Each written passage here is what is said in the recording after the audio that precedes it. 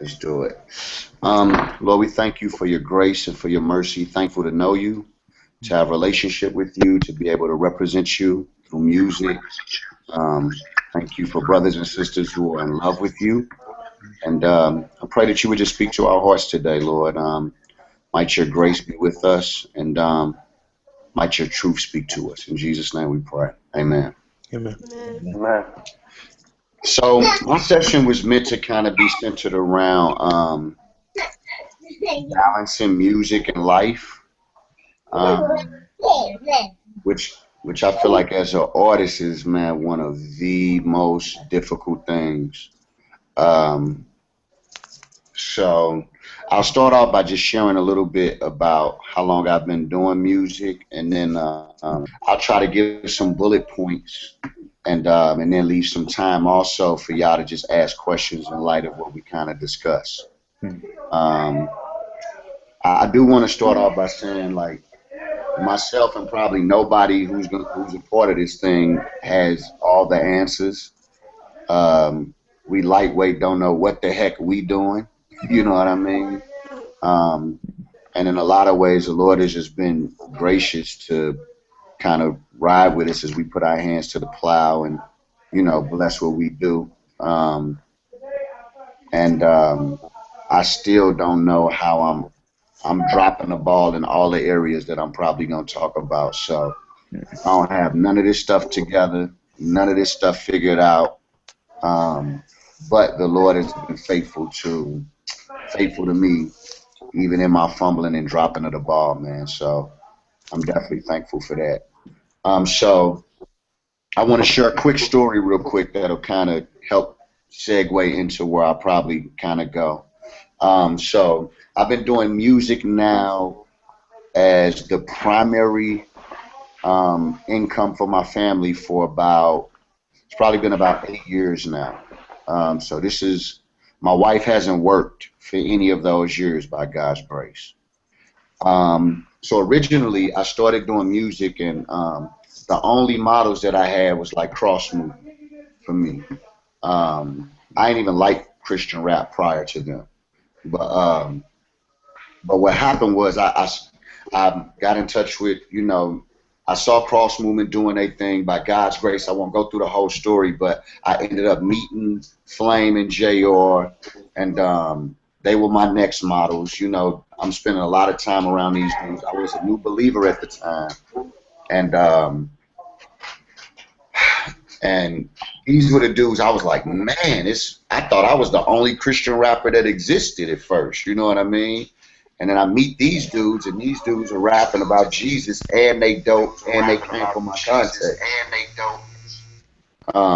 So the crazy thing was watching them and desiring to do what they was doing. Dudes was pouring into me, all of that good stuff.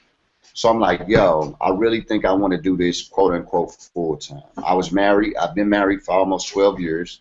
So at that point, I've been married a couple of years at that point. So I'm like, man, I think I really want to do music full time. So, or what I thought was full time, right? So I'm like, bet. So I stopped working my job, I'm like, I'm just going to do this music thing. And if I'm honest, it just was not working. You know what I'm saying? So whoever, my man Milton, you got some headphones in or something?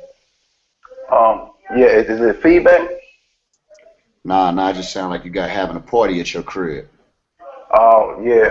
Okay. Let me try to get to it. It's all good. If you mute your, can you mute your microphone on your, yeah. Yeah, that's cool. And then when we get into conversation, you can unmute so you can communicate back. No doubt. I was hoping me muting to prove it wasn't me, but it is me, huh? no doubt. All right. That's cool. That's cool. We wouldn't mind being a part of your party any other time. You know what I mean? So what happened was I stopped working my job, right? And I'm like, cool. I'm just gonna do this music thing, and we were really struggling as a result of that. My wife was behind me 100%, but my family like really struggled it ain't like we got kicked out of our house or nothing, but ultimately we weren't doing well, you know. And I remember I still have my journal to this day, and I remember feeling like, Lord, I'm probably tripping, you know. And I remember writing in my journal, and I said, Lord, if you want me to work, forget it. My hands are up. I'm no longer gonna do what I just want to do. Lord, if you want me to work a job, I'm gonna work a job. I just started just filling out applications and just saying, Lord, if you want me to work, that's what I'm gonna do. Long story short, a friend of mine, he called me out the blue. I didn't even fill out an application at this place, and he just was like, man, I was talking to my supervisor about you. He said he willing to bring you on. Just come in and do an interview. I go in, do an interview. They hire me on the spot, right?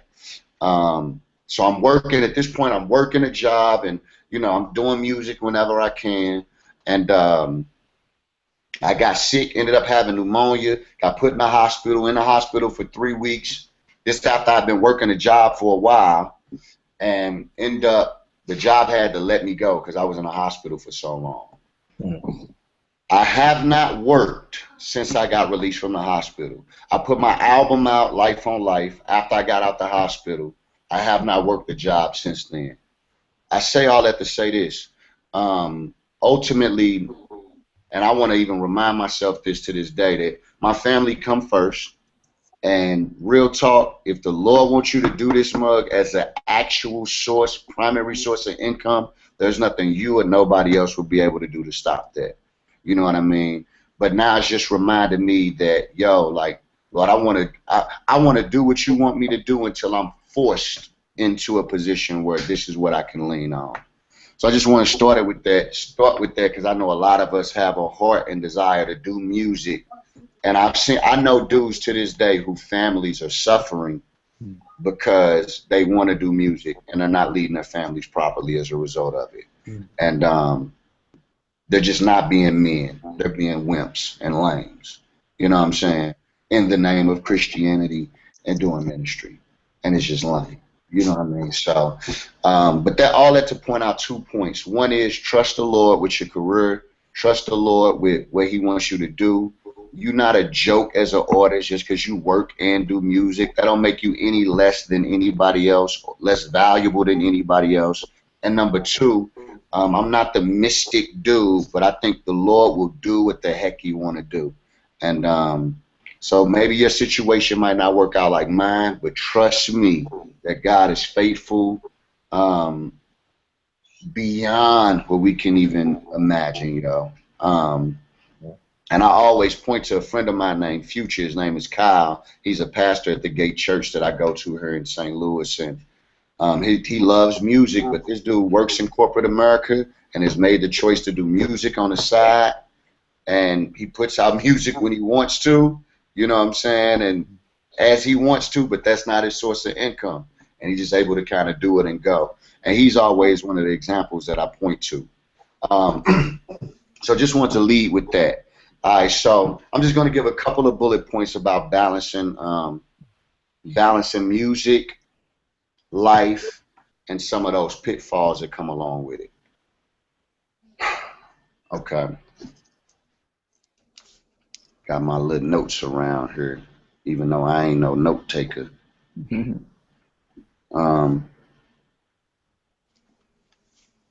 Okay, so it's funny, I was listening to a sermon, and when I give this analogy I heard, some of y'all might have heard the sermon, and when I heard the sermon, it made me think about this particular session.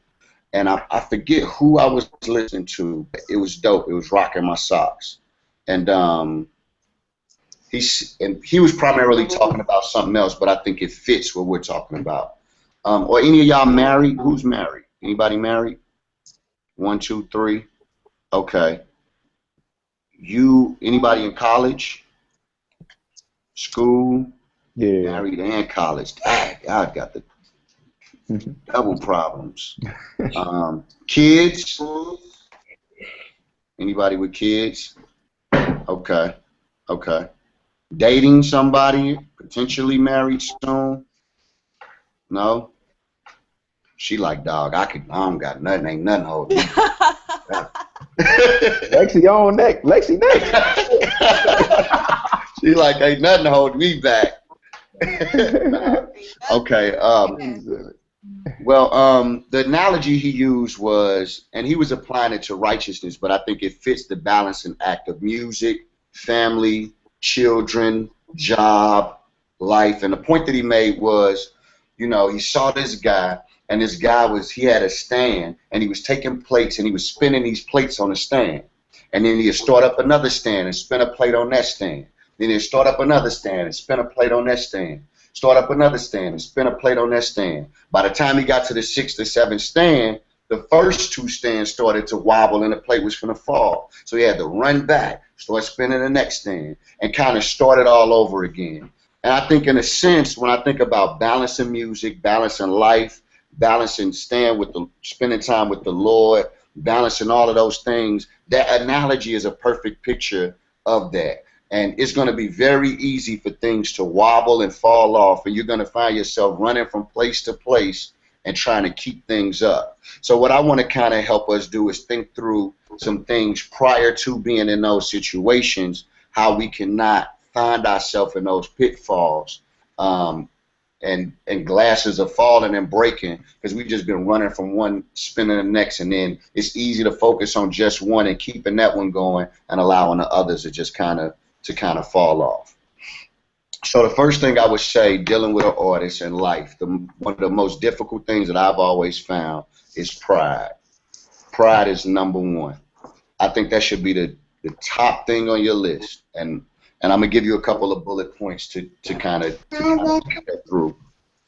When I say pride, I'm talking about what's up, bro? Just fall right in. You good? Yes, sir. Yes. When I'm talking about pride, I think the number one issue for every artist when it comes to balancing all of these other things is the way we look at ourselves. So pride is going to fall you into a couple of categories. Either A, you might find yourself bitter as a result of your pride.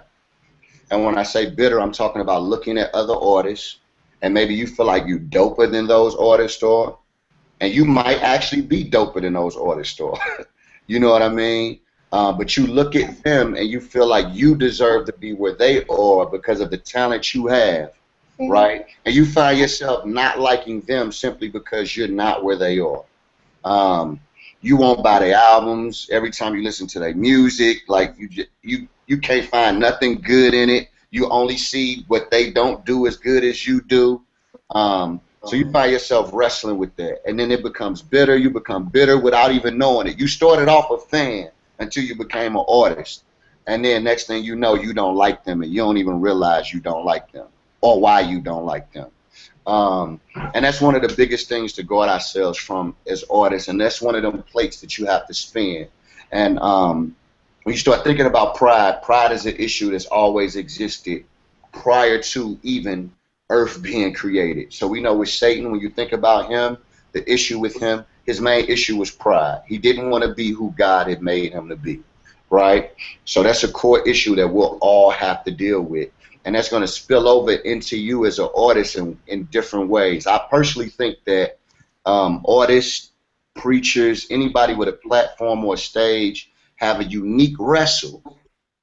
It's unique to people who have platforms and people who end up in famous positions or can be in famous positions where pride has a deeper root, a deeper snug on you than you probably even realize. So I always try to liken it to Satan and remind yourself that when you're allowing pride to kind of grip a hold of you, that you're actually responding to this situation the exact same way that Satan would. And that's a balancing act you're always going to have to challenge yourself with. One of the ways to deal with something like that, A, would be placing yourself around people who don't care how good you are as an artist. That's number one. Normally we have a bunch of fans around us. Even our friends be fans. And they don't like the rappers we don't like because they think we doper than the rappers we don't like. But you need people around you that just don't care how dope you are. You know what I'm saying? That's number one. Number two, I would say, and some of this stuff, I'm not going to say anything y'all probably don't already know. But number two is being involved in a local church where you're serving, because that allows you to be focused on something other than being an artist. You know what I mean? And you find your value and worth in something other than just being a dope rapper, a dope singer, whatever it is you do. What's up, sis? Um, Number three, I would say, this has been a practice of mine. Write down your wrestles. I'm getting an echo from somebody. Write down your wrestles, the specific things you find yourself wrestling with. So I'll be a little transparent in this regard too. Um, for me, I've been doing it so long. I've seen artists come, do well, fall off. I've seen artists come after me who haven't been around as long as me and do well than I do better than I quote unquote am doing. I've seen artists make a lot more money than I am and fall off, and I've seen artists come along and make a lot more money than me and are still making a lot more money than me. And that's something I have to always guard myself from. I got to catch myself. So I need people around me that I could be honest with and say, like, dog, I'm really tripped. Like, I'm bitter right now, and I'm frustrated right now because I feel like I deserve more than I have, and it's really a practice of contentment that I'm wrestling with. So pride is one of those core issues that I think anybody with a platform will probably wrestle with to some degree. Hi, number two. I got something like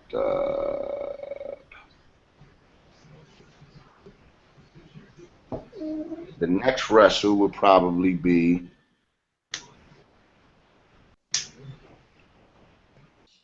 okay. The next wrestle would probably be carving out time, planning ahead your time. And I would start with time with the Lord. As an artist, it's easy to start off. I remember, dog, times of praying before every single show, going in the studio, praying before I recorded a song, and I've also witnessed that taper completely off at points in my life, where a show is just another show, a feature is just another feature, an album is just another album. And you can find yourself doing the work of God without leaning on God. And it's very subtle. It's a song called Slow Fade. I don't know if y'all have ever heard the song. It's a slow fade when you give yourself. I can't sing, but the song just points to the idea of, it says that sin doesn't cause trouble in a day. It's a slow fade. It happens gradually. And that's what happens between us as artists and our time with the Lord. You find yourself inspired by the scriptures and you're doing you studying, you getting it in, and then you look up in life and you're like, dang, Lord, like, I'm literally doing everything that I'm doing without you. I'm not spending time with you. I'm not engaged with you. I'm in a rush to get on a flight to go do a show, but I'm lazy with getting up and going to church. You know what I mean? And I would say that's the second danger, making sure that you're communing with God as you do his work. And I think a lot of artists would testify to that fact. So I would definitely say make sure that you plan out that time. So one of the ways to do that is, A, by planning out your time with the Lord. I'm not disciplined by any stretch of the imagination, but my life has more joy and peace when those times are planned out. When I have specific times that I'm going to spend with God, and I stick to those times. You know what I'm saying? Specific times like, yo, I need to be in church. You know what I mean? If I'm home, I need to get my butt up and I need to go to church, even though I'm happy just to be home that weekend. You know what I'm saying? Like, as you had those moments where you're like, man, I ain't been home in so long on a weekend, like, I don't want to get up and do nothing, you know what I'm saying? But I still need to be around God and his people, you know what I'm saying? So I would highly encourage setting a time, setting dates, and it's good to start this before your quote-unquote career becomes something that's always tugging on you, because when it's a practice before it happens, it'll be easier to make it a practice once those things actually happen. And I found that to be very, very valuable. Next thing, and this kind of goes along the same lines, and this is with my wife and my kids. For those who are married, planning out times, date nights with your wife, and specific chill time with your children. Um, I was just telling my wife the other day, like, man, like I have an 18-year-old, a 11-year-old, and a 5-year-old. And I was like, dang, I kind of feel like I miss my 11-year-old's younger years due to traveling so much. I don't remember moments with him. You know what I'm saying? Now, that doesn't mean I didn't have any moments, but I don't think I was as specific about those moments as I am with my younger one now, because I'm older and I'm not as excited about being on the road and doing rap stuff. Like, I'm not as, it don't float my boat as much as it used to then. And I was telling my wife, like, dang, I kind of feel bad because I don't remember those specific moments. So for those who have children, those who are married, man, carve out date nights with your wife. Some of y'all might already be doing this. Make that a freaking practice of your life, dog. Specific time with your children, dog. Carve out times with your I know it seemed like, nah, man, I love my kids enough. Like, I ain't got to carve out no time with them. Carve out some time with them, dog. Like, every day, and say, whether it's my 5-year-old, he's okay if I spend 5 minutes with a wrestling toy with him. If I did that every day, he'd jump out the window happy as a mug. You know what I'm saying? I don't got to do nothing else but play with a wrestling toy for 5 minutes, and he'd be happy. So make sure you carve out those times as well, because as life begins to pick up and things begin to happen, you're going to look up and that's your daughter, fam? Oh yeah, yeah. This is my little girl. Yeah. This is my Yeah, you're oldest. going to look up, she going to be 15, dog. And you're going to be like, dag, Lord, like, what the heck did I do with this time? You know what I'm saying? Mm-hmm. So I definitely encourage carve out that time for those who are married or desire to be married or any of those things.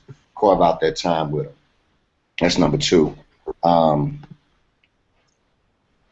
um, Number three.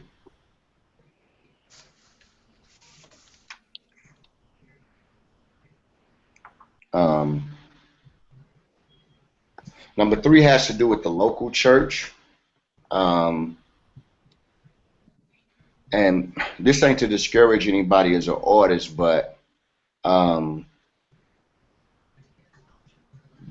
the scariest thing about being an artist has been, for me, is, man, prior to rapping and being on the road as much as I am, I was able to like invest in a lot of people's lives, man. Like, and if I'm honest, those were the most valuable times. Um, they kind of kept me on guard. I think I grew more in those years of my life. I grew as a believer more. Um, as much as I enjoy doing music and traveling, I feel like those were more purposeful times in my life. Um, Because now, since I've been doing this so long, I realize that I just go to cities and I drop nuggets on people, but I don't get to nurture that nugget and invest more and see it grow and develop and blossom into something. So being a consistent, committed part of a local church keeps you attached. It's a mean, being involved, serving, investing is a means of grace. It's something we don't deserve to be a part of, but it's a means of grace from God. So sometimes music can pull away from that. So I always encourage, make sure that you're consistently committed and involved to some degree at your local church. And making yourself available for service there. Um, that's one of the things to balance. That's the first thing normally to drop off a rapper's plate is involvement in a local church and commitment to a local church. That's the first plate you be spinning, and you spin it well, and you start rapping and doing good, and you completely forget about that mug, and you charge it to the reality of your other places doing things. And I just think that's really, really dangerous. So I would highly encourage making sure that you have somebody in leadership that knows what you do, but that are specifically because the difficult thing about rap is when you involved in the church, they don't understand like the life of a rapper for real. So they don't know how to charge and challenge you the same way another rapper does. You know what I'm saying? Like they don't know the challenges that come along with it. you know, not to be too specific, but it's been times I've been gone from home on the road for 30 days straight. I mean, the temptation in my heart is huge at that point, you know. And if, you know, sexually, girls who ain't even cute start looking good to you. You know what I'm saying? Like, like they ain't even attractive to you for real. But for some reason, after you gone for 15 days, everything look good. Goats and monkeys and like so. So if you ain't around people who understand the specific wrestles that come along with being an artist and involved in and plugged into the local church in that way, then that'll be another danger. That'll be another plate you'll find yourself dropping the ball on. And it'll stunt your growth as well. It'll keep you from being able to see what's happening in your life. And I think that's crucial too. So that's number 3. Ways to guard from there, obviously, is being plugged into the local church enough to where you're not just a person attending the church, but you actually have relationships.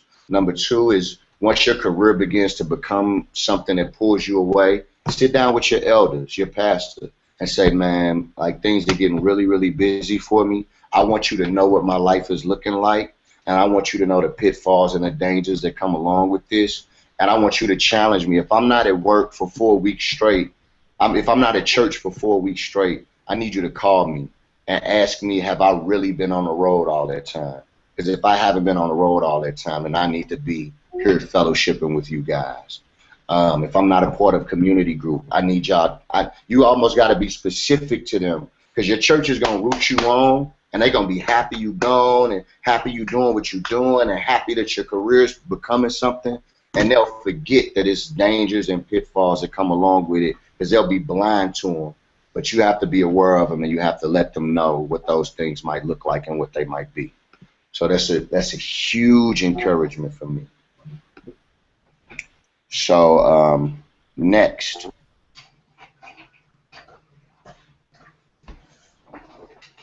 What's wrong? Okay. The next piece would be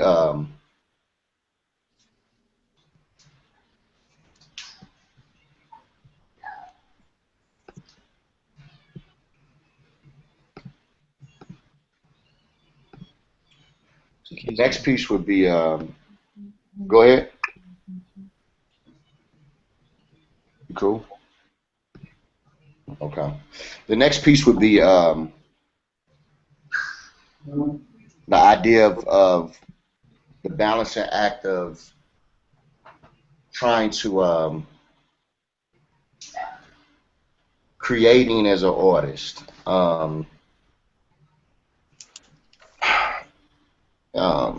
It's been times as an artist, we all get writer's block and things like that, but there's been times as an artist where I just found myself like depleted from like being able to write and communicate God's heart and things of that nature. Like where I just feel like I just poured so much out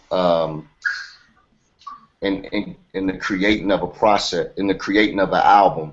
And every album, for me, and I think me and Flame always talk about this. Me, Flame, Thizzle, Fidel, we always talk about when I'm in the creating process and I'm making an album, it feels like Satan, like I'm being attacked ridiculously.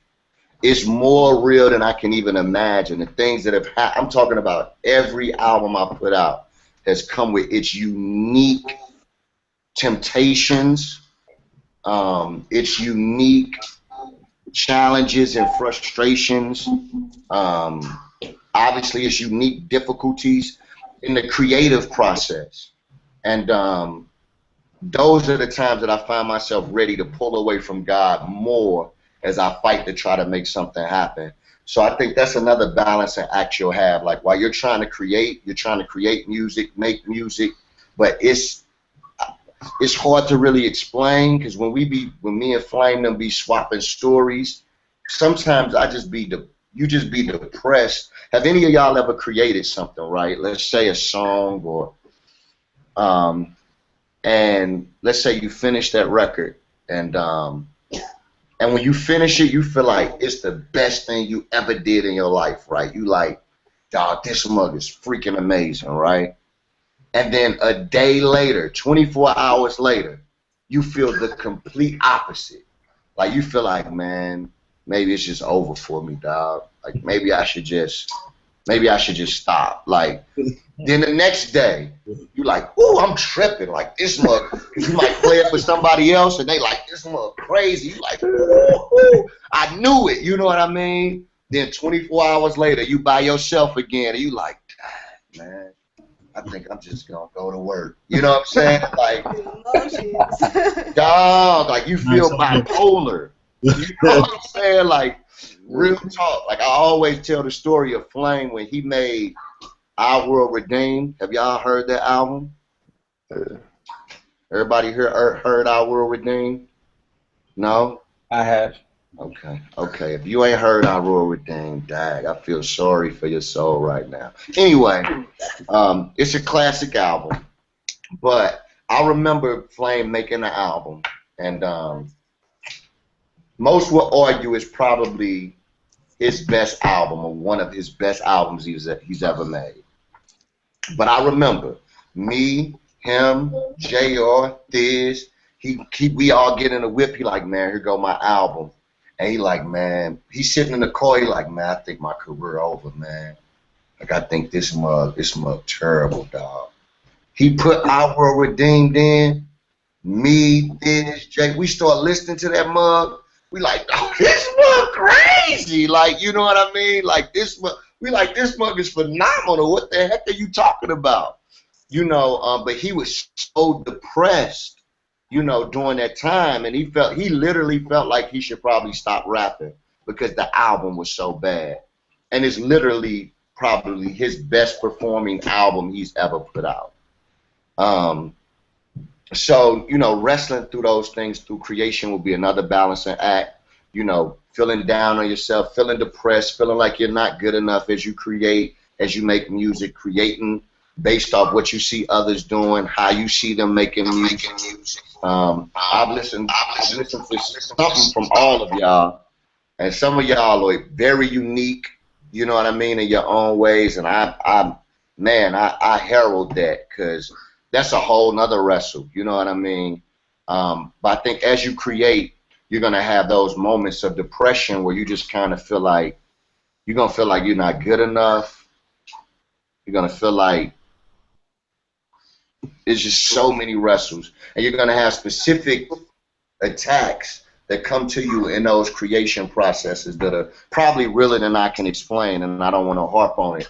But it's very, very real. One of the good things to help you get through this is having a network of other artists. I think stuff like this is really dope. But other artists that could relate to what I was communicating, you know what I'm saying, and being honest about those things, and sharing when you're feeling those times of discouragement. My boy Fidel always says, we always say that there's a point in your project where you like need positive energy. So there's a point in your project where you need critique, you need cast a challenge, you your flow ain't tight, your beat ain't tight, your hook ain't good.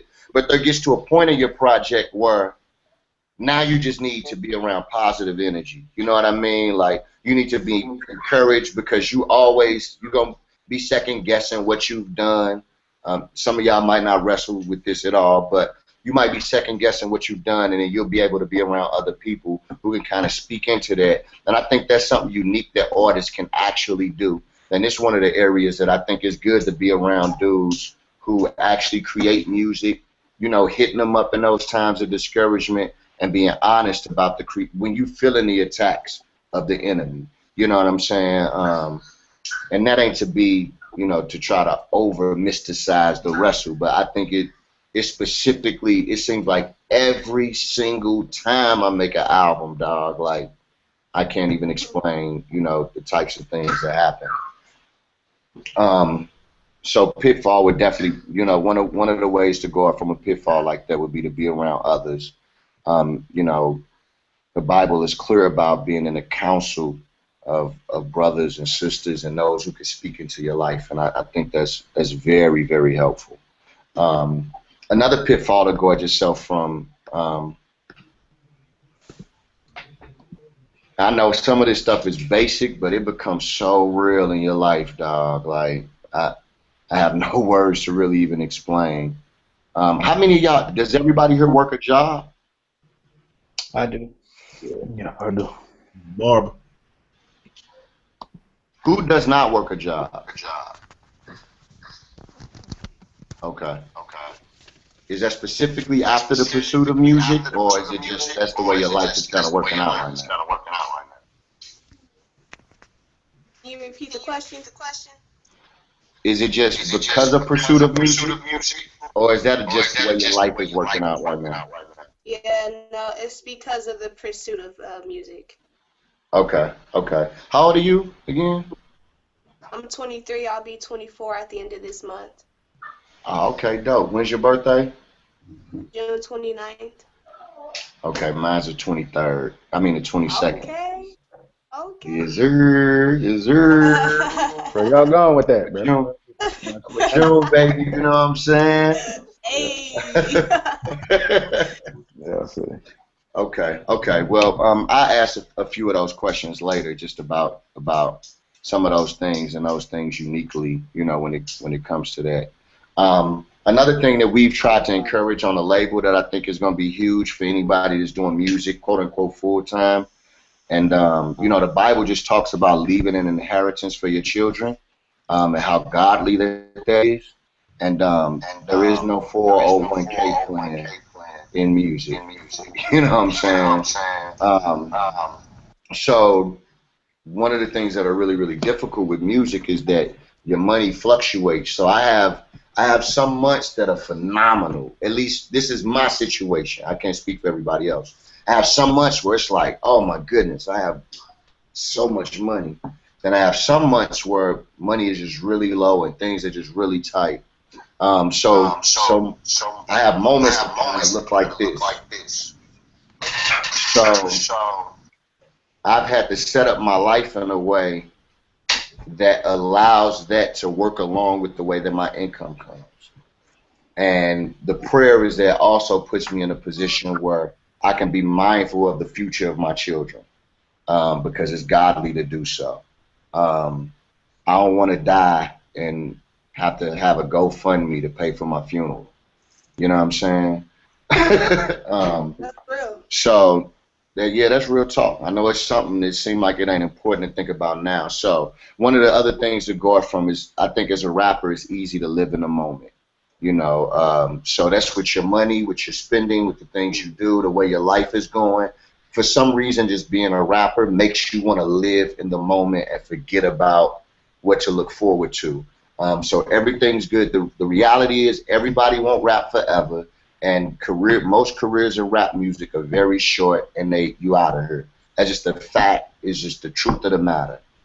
So I always encourage that you put up money, dog. Like, save money as an artist, build you a savings account, get you invest in something like Thrivent. I don't know if y'all familiar with them, but it's like a Christian organization. Like, you know, you can send them a certain amount of, and they put it in an account, they invest it for you, and it gains interest. You know what I mean? And if you're putting up like $50 a month for, let's say, 30 years, you end up with $56,000.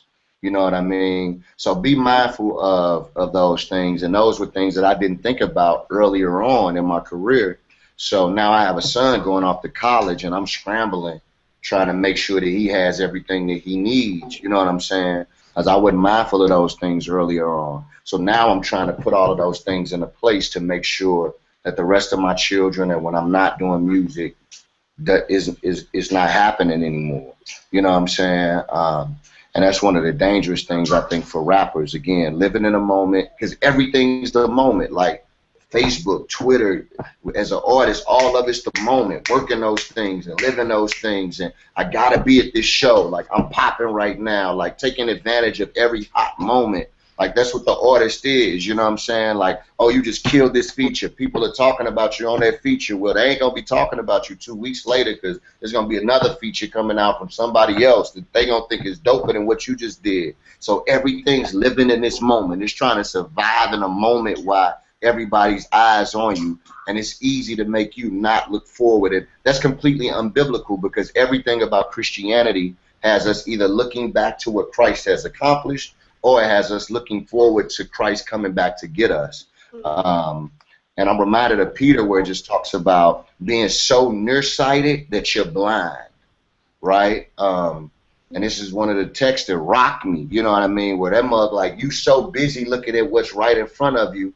that you're blind. Like, you don't see beyond that, so you don't get a chance to see a future hope. And I think practically that could play out in the life of your children, the life of your family, the way you spend your money. So I made the choice to, you know, I haven't bought a new car in 10 years, so every car I bought has been cash. You know what I'm saying? Like, I haven't had a car note in over 10 years. You know what I'm saying? And all that's been intentional. So I ain't trying to ride and look good. You know what I'm saying? I'm just trying to ride and get where I need to go. You know what I'm saying? Because my life just won't, if I'm thinking about my future, then my life just won't allow for it. And I'll end up fumbling the ball, and we'll all pay the price for that.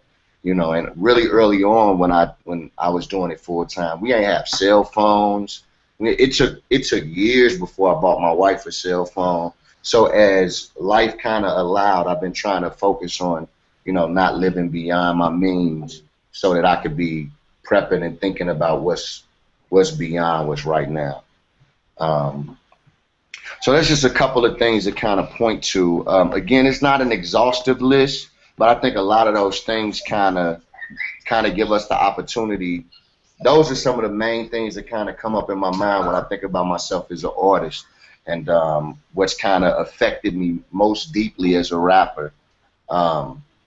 So what I kind of want to do now is let y'all ask a few questions in light of those things, and see if I can, you know, kind of prick into what's going on in your hearts and minds a little bit. Just so I don't forget, you had mentioned the organization that you know, allows you to save money. It also accumulates. It's called Thrivent. Thrivent. Thrivent. And it's a Christian company too, so it's super dope. Okay. And you could do that even if you got a job. Like you could like set it up where if you work at a job now, they'll take the money straight out your check. You know what I mean? And they don't just do it, but they'll come sit down with you, meet with you, give you a whole rundown, teach you how to budget, you know, let you plan for when you exit. A really, really dope situation, y'all. Really, really dope situation. And the saddest thing is all of us are black, and probably none of us know nothing about leaving nobody nothing after we die. You know what I'm saying? Like, that's just real talk. Now, some of y'all might, but I know where I come from, like, you dead, and man, the family just gonna scrape up a couple thousand and put you in the grave. You might get a tombstone if your family got enough bread. So y'all got any questions? Y'all could just shoot. I got a question. I want to kind of shoot back to something you were talking about with pride earlier, specifically dealing with I decided to call it artist envy, and that's probably one of my biggest wrestles for sure. Just being transparent, feeling like I'm a dope artist or this or that, and I don't think it causes me to necessarily not like other people, but maybe just constantly focused on criticizing what should be, and not supporting, possibly, to a certain extent.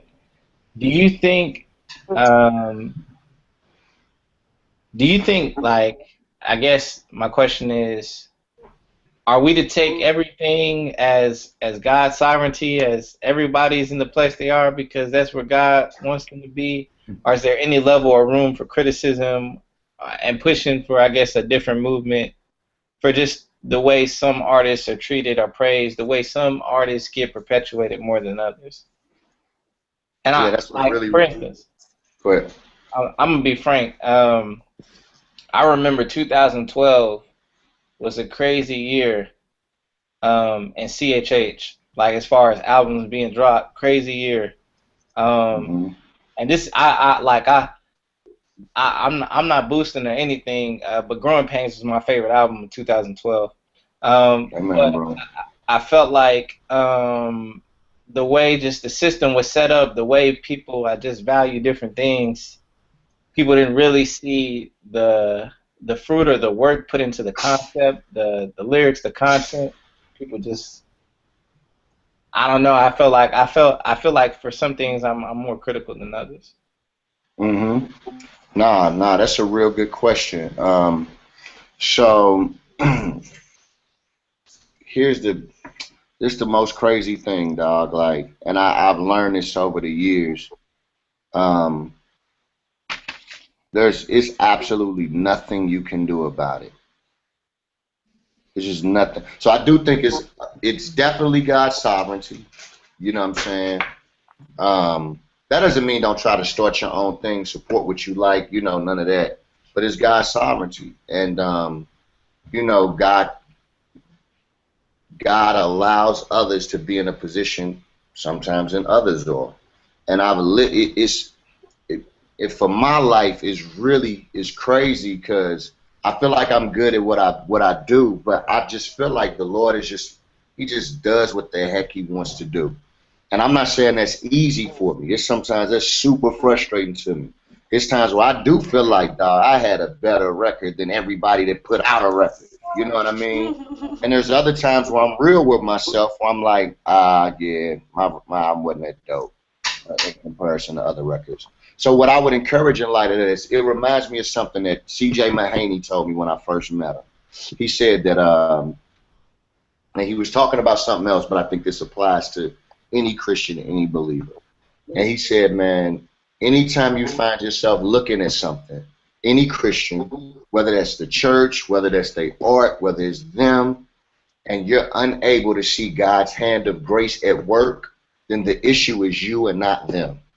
And I've kind of had to live by that. You know what I mean? So I find myself trying to, when I look at stuff, even when it's my own frustration and whatever I feel about myself, I try to remind myself of how I see God's hand of grace at work in whatever I even might be frustrated in. Of course, I'm not talking about sin or nothing like that, but especially when it comes to art. That's the only thing that keeps me sane. It's the only thing that'll keep you sane, bro. Once you try to figure it all out, it's over. It's a wrap for you. Because sometimes it don't even be I've witnessed artists be frustrated about what another artist's fans are saying. It ain't even the artist saying nothing. And then the people be mad at the artist as if he's saying what the fan's saying, and it's just the fans talking. If you dog, you play that game, dog, you gonna off yourself out here.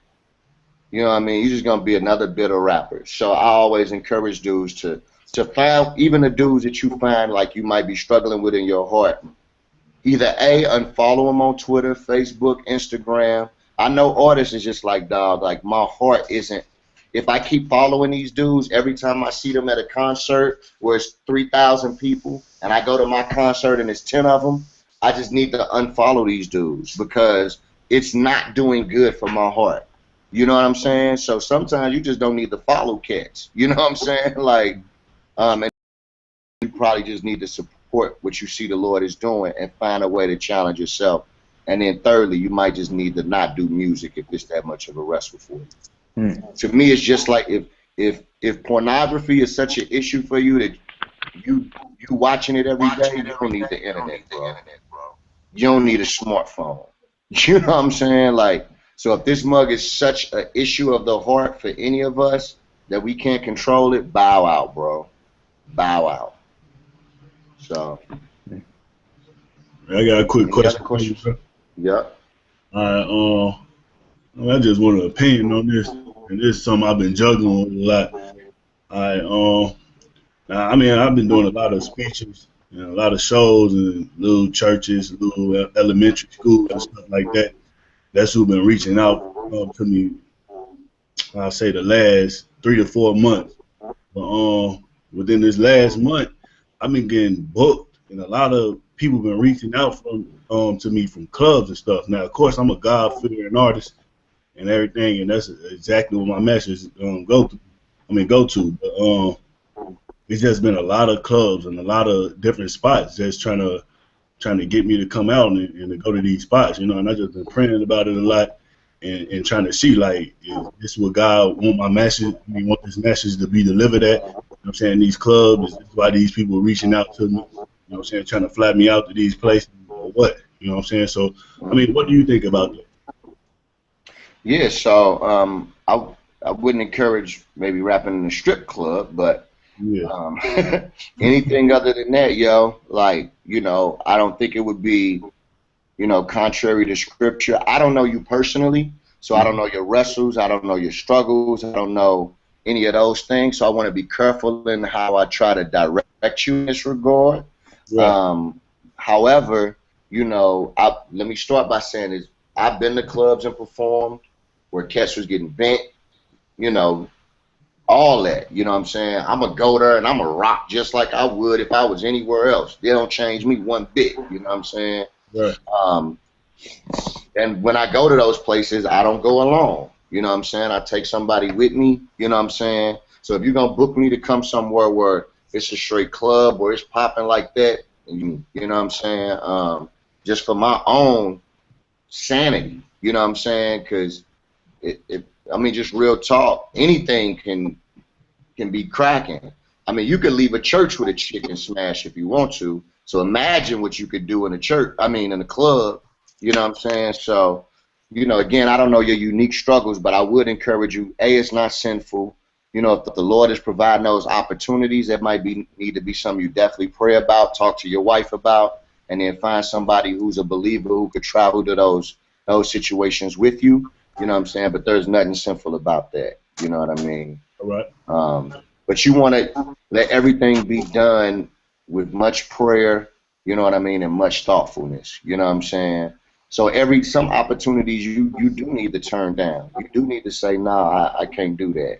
You know what I'm saying? And I wish I would have put this in my notes, but another wrestle that comes for artists is saying yes to everything. You know what I'm saying? Like, you just find yourself wanting to say yes to everything. And if you married, dog, you're going to destroy yourself and everybody around you if you say yes to everything.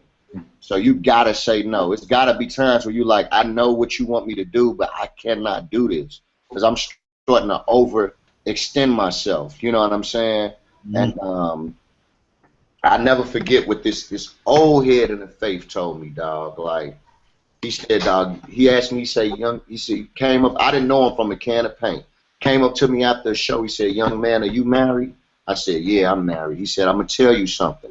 And, you know, I'm thinking he's going to be wilding and tripping, but he was like, man, you know, he said, I know you out here, you travel, you're doing music, you're going places. He said, and you have a lot of people that are going to esteem you really, really high.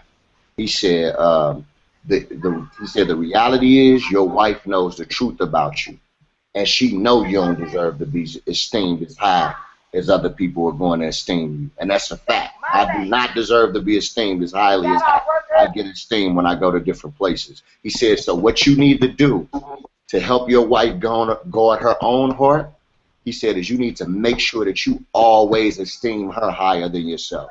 He said, put your wife on a pedestal. He said, always lift her up, always speak highly of her. You know, that way she'll, because sometimes the wrestle of the wife, and I know some of y'all not married, but this is true. The wrestle of the wife is she like, this dude come home and he don't really even get it in like he's supposed to get it in all the time. This dude don't even love me the way he should all the time.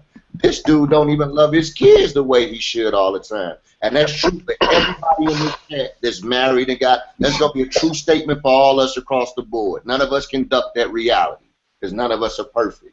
He was like, so one of the ways you help remind her of that wrestle is you make sure to esteem her highly as well. I know that's kind of off of your question, but, you know, I just think that's an important point to make. Oh, no, that was some good advice, bro. That was some real good advice. Yeah, yo. Like, dog, I'm on stage, I'm going to speak highly of my wife. Yeah. Whoever I met, dog, like, you know what I mean? Like, she ain't even, I'd be in an interview like, yo, shout out to my wife. Like, it's on the strength. You know what I'm saying? Like, because I want her to always be reminded, like, you're on my mind. Like, because the world wants to pull for my attention, and they don't deserve my attention as much as she do. You know what I'm saying? I gotta So make a couple more questions. Couple more questions, y'all. If anybody got any. Yeah, as far as looking at like booking and stuff, like shows and stuff like that. I know, you know, like y'all ain't, you as an artist, you probably ain't got to deal with that stuff. Like you got people that do that. For those that are starting out, you know, like myself, like one of the questions my guys actually had was involving like press kit and sending that out. If you're familiar with that, it's kind of like a management business type thing that you do for folks. Is that, you know, something that, you know, is right to do? You know, how do you go about booking? Also, second part of that, like as far as like myself, like being married as well and having family, like, you know, does your wife travel with you and stuff like that? Like, how does that look when you start to get into the flow of that, you know, and Yeah, stuff like that? that's real good. Okay, so I'll answer the first question first. Yeah. So early on when I first, it was a time where, you know, this was all about ministry. There was it wasn't about no careers. It was just all about, I want to preach the gospel. Right. Those times are long gone. They don't exist anymore for many of them. So there was a time where I just kind of thought like, yo, dog, like, forget it. I ain't reaching out to nobody, book nothing. Like, I'm just going to let the Lord do it. You know what I'm saying? In my case, the Lord was graceful, and he did it. I wouldn't necessarily say that's the wisest thing to do in every case. So I would say, yeah, definitely get you a press kit. You know what I mean? Reach out to churches, send them your press kit. That's fine. There's nothing wrong with that, as long as you're not overbearing. You know, find you a decent contract that you can have wrote up for those people who do want to book you. That you know, as people hit you up, and as I still to this day I handle a lot of my own booking just because it's easier for me that way. You know what I mean? So you definitely need a contract. You definitely want to have a press kit, especially when you're a new artist. You find yourself making a lot of cold calls, and cold calls are fine. One of the things I would say is that as an artist, it's more important to have a dope Rolodex than it is to have a lot of money. So build relationships with pastors, with youth pastors, not just to be booked, but there's going to definitely be a reason why. But build those relationships, and you cycle those relationships every year. You see dudes, they just hit the same spots every year. That comes from building relationships. People see you faithful to what you do and what you say. You call those. You need a list and a contact list of every church you go to. You need to know who the pastor is, who's the person that books events. You need to have a list of those things, those numbers, and those people and those contacts, those cities. You know what I mean? So if somebody hits you up and book you in Indiana, like on a Friday, and you ain't got nothing to do Saturday and Sunday, you should be trying to have contacts that you could call, like, yo, I'm gonna be in Indiana on Friday. Can I come get at you on Sunday? That's how you start to build relationships and itineraries so that you could eventually maybe do a little tour, concert series type of thing. So relationships are very, very important, dog. When people trust you, you want to be able to, it's people I could call right now and say, I want to do a show tomorrow. And because they believe in what I do, they know my faithfulness to God, and I have a relationship with them, they won't even question. They'll just let me come. You know what I mean? Yeah. Second piece about your family. In my case, my wife hasn't traveled with me as much because we have kids. It's just impossible. So our life hasn't allowed for that. God has uniquely wired my wife, though. And I think anybody that's in music that travels as much as you will as an artist, you will have a spouse that's uniquely wired for this. If your spouse ain't uniquely wired for this, that don't mean they not a good spouse. That just means this probably ain't your career and you need to be doing something else. So you don't tell your wife, babe, this is just what I'm supposed to be doing. You got to deal with it. That's not how it works. You marry her before you was popping. So if she ain't built and wired for it, this ain't what you need to be doing, fam. You need to just rap at your local church and chill out. So I always tell dudes that, like, you know, God uniquely wires your spouse for you to be able to do this, because it take a unique personality to deal with a person that might be gone for 30 days straight. It takes something unique to be able to deal with that. Not nothing better, just something unique. You know what I'm saying? And I've seen a lot of cats, again, crush their families because they're trying to force their wife into, or husband, into something that they just don't fit for. You know what I'm saying? And it don't work for them. So my wife doesn't travel with me. She does go. It may be some city she just really want to go to, and I'll be like, give me an extra ticket for my wife, and it has to fit into our schedule. But in my case, that doesn't. It don't work for us because of our kids and ages and school and all of that. Right. Cool beans. Yes, sir. Can you hear me? It's no feedback in my background. No, you good. Go ahead. Okay. First I want to say this. Without the party, man. Without the party, I came all the way to the car, man, just to get away from the noise. I see you. So, yeah, man, I'm committed. So, first I want to say this. Json, I don't know if you remember who I am, but I go by the name Brother 3, and I was on this track. I know exactly who you are. Right, I was on that track, Dead or in Jail, with you, with Witness. So that was an honor. My question that I have, I've dealt with this a lot. I've been doing music for a while, so I've done a lot of free shows, but now things are picking up, and the Lord is opening up doors.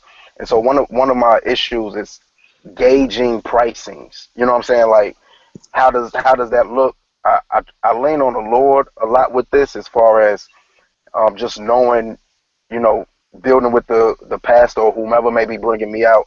And, a lot of people be like, we don't have the funds. And God will lead you to say, just be a blessing and go and do that. And don't worry about, the recoup of what you may put in.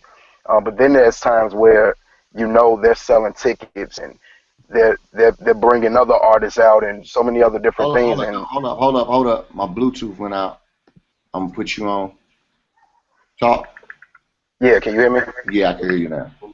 Yeah, so my question would be like, how do you deal with gauging what to charge when you put a lot into it as well, whether it's just as simple as, look, I got to put gas in my car to get to you.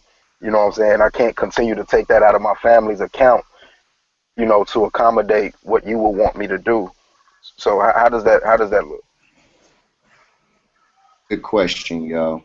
I remember when I first asked this same question to somebody else. Real talk. So this is the difficult part I still wrestle with to this day. Now comes the line where you have to, it's the business aspect of this thing that's real. And it's the ministry aspect of this thing. And you're going to have to operate like a business. It's just not going to be no way around it. So one thing I would encourage is, so I'm going to give you two answers to that question. All right. One answer is, typically the way in business they would say you gauge your price is based off your market value. Okay. So typically you would gauge your price based off how many people you could put in a seat in a city or in a place, right? So, some cats would be like, yeah, I want $2,500. It's like, well, in order for you to charge me $2,500, that would mean you need to at least be able to put 250 people in a seat at $10 per person in order for you to even be worth $2,500. If you can't put 250 people in a seat, then $2,500 is beyond what you should even be thinking about. So here's what I always encourage people who are, and again, I don't know exactly where everybody's at, so this ain't, I'm just making a basic note, and you can kind of change it however you think that fits for you. But for me, I started off charging $250, dog, and travel. I said, look, this is the basic price I charge, and if a person come back and say, I don't have any money, then I'm comfortable with saying, man, I can't do it. You know what I'm saying? I'm also comfortable with saying, I'm not coming anywhere if you can't at least pay for my travel. Unless I'm in my home, unless I ain't got to go nowhere. You know what I'm saying? But if you can't at least pay for my travel, it's like, yo, man, like, this ain't rocking like that. You know what I'm saying? Like, I can't I can't keep telling my wife, babe, I'm just going. Because babe ain't trying to hear that. You know Right, what I right, mean? Like, exactly. so, Yeah, I think, you want to come up with a set price, stick to it, and you'll feel yourself as an artist growing, your bass growing, you'll feel it. It'll almost feel natural, and you'll know that it's time to maybe charge a little bit more. So I went from 250, then I started charging 500, then so on and so forth. So start with a basic price. Because at $250, that means you just need to get 25 people somewhere. You know what I'm saying? That's a good starting point. You could say $200 plus some travel. You know what I'm saying? It's a good starting point, good place to start at. And do still pray. It's stuff I still do for free to this day, bro. Like yeah, real talk. If it's a ministry or something I really believe in, dog, like, bro, I go give my life to it. You know what I'm saying? absolutely. Yeah. The Legacy Conference don't pay us nothing.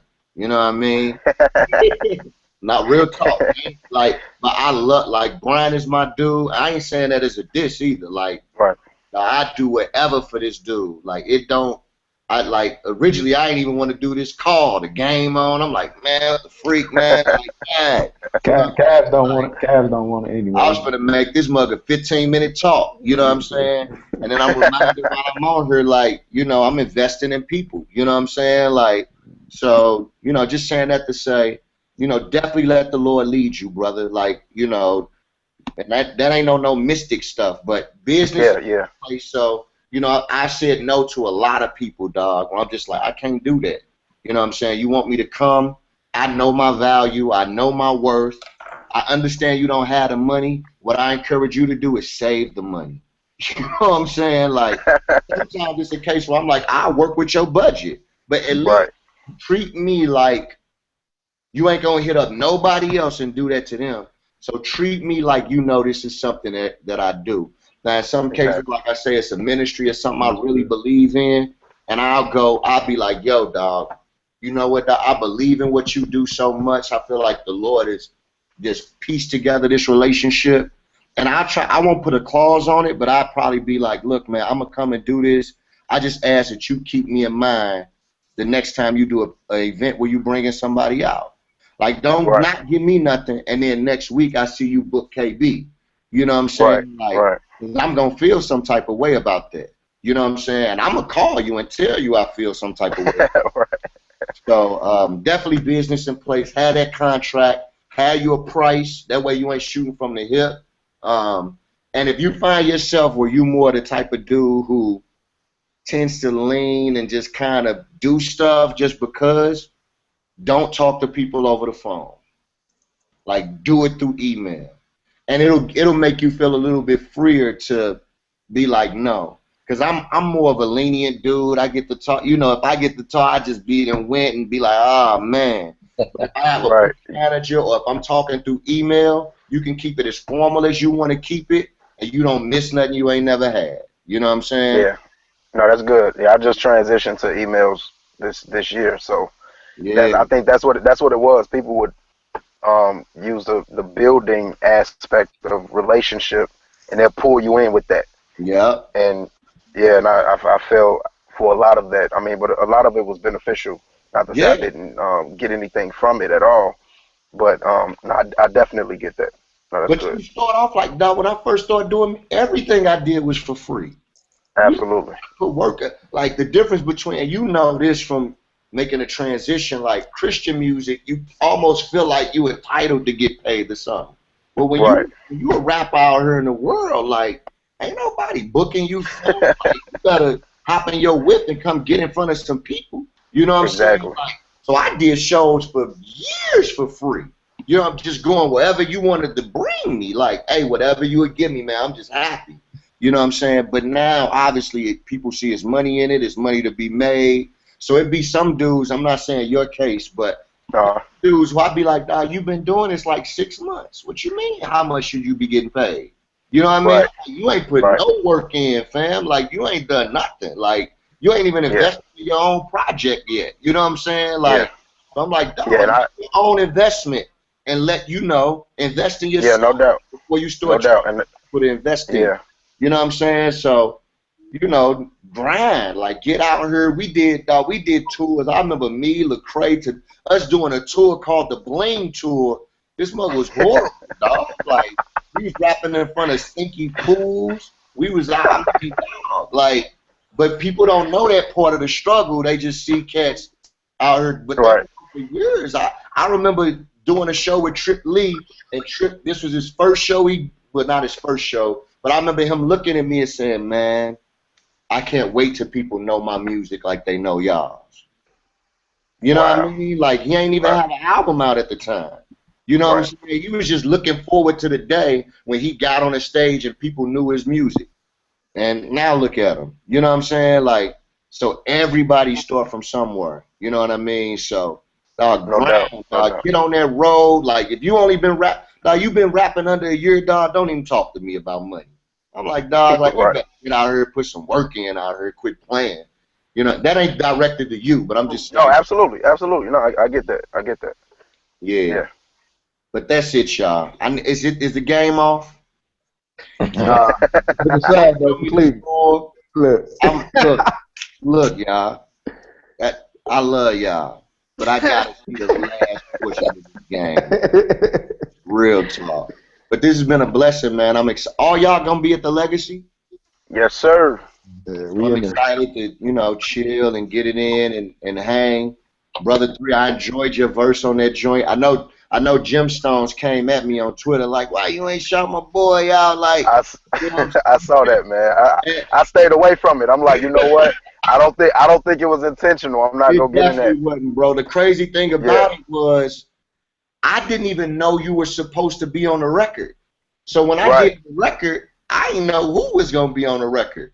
So once he put the record out, I didn't even hear the record with you on it until it came out.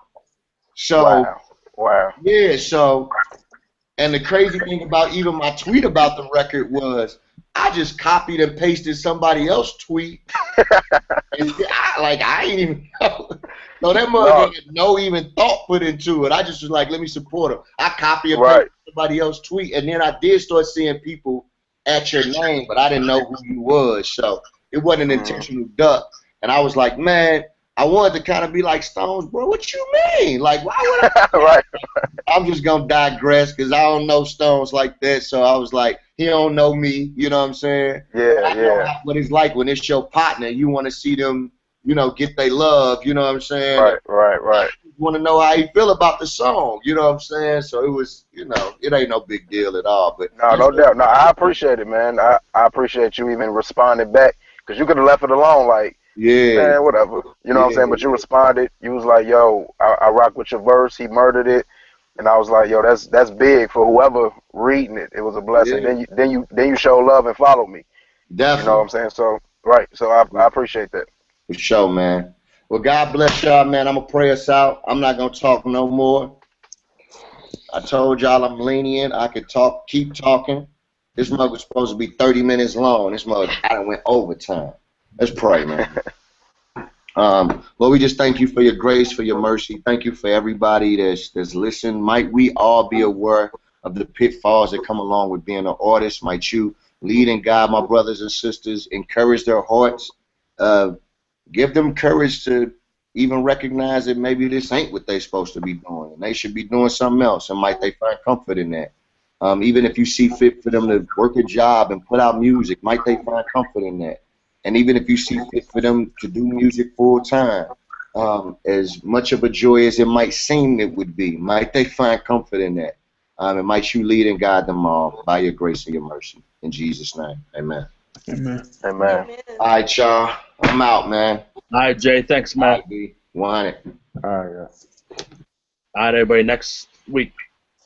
yeah. All right. Hey, y'all.